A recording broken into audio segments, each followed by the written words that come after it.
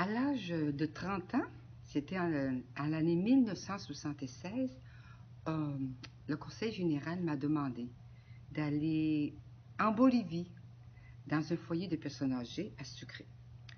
Alors, c'était un foyer neuf et il fallait, disons, comme tout organiser.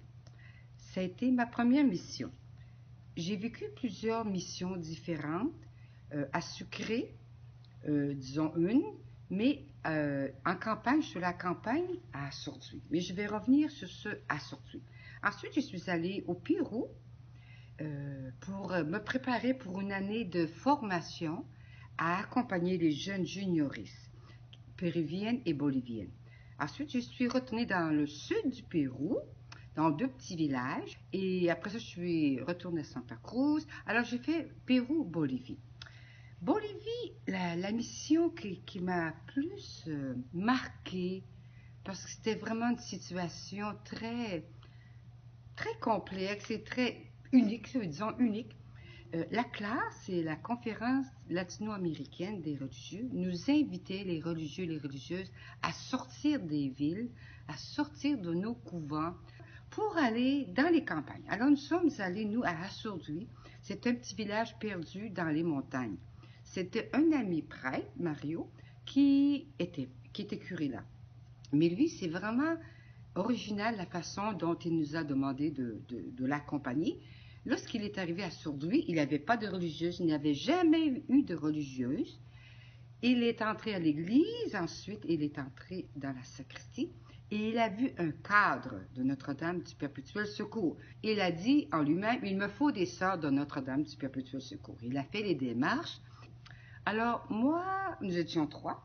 Nous avions différentes activités et les miennes, c'était accompagner, même faire surgir les communautés ecclésiales de base. Alors, ce sont des groupements de personnes, des familles entières dans les maisons, et puis où on partage l'Évangile, où on apprend à découvrir les problèmes de l'endroit et essayer de les résoudre ces problèmes.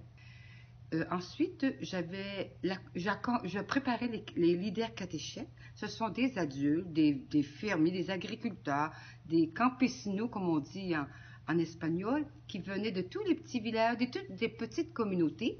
Alors, on les préparait pour qu'après, ils aillent animer la liturgie de dimanche. Parce qu'il y avait là, à Sourdouy et l'autre village voisin, Tempéta, 65 petites communautés qu'ils voyaient. Ils voyaient le prêtre qu'une fois par année. Et comme autre activité, je préparais, j'accompagnais la catéchése familiale. Ça consistait à préparer les enfants. Alors les parents à la maison devaient, c'était les cours se donnaient comme en même temps, devaient reprendre la leçon pour qu'ensemble ils avancent.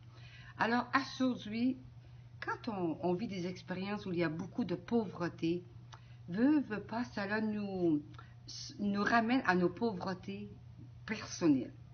Et j'ai appris, disons, à accepter, à accueillir ce qu'il y avait de pauvre en moi, de manque en moi.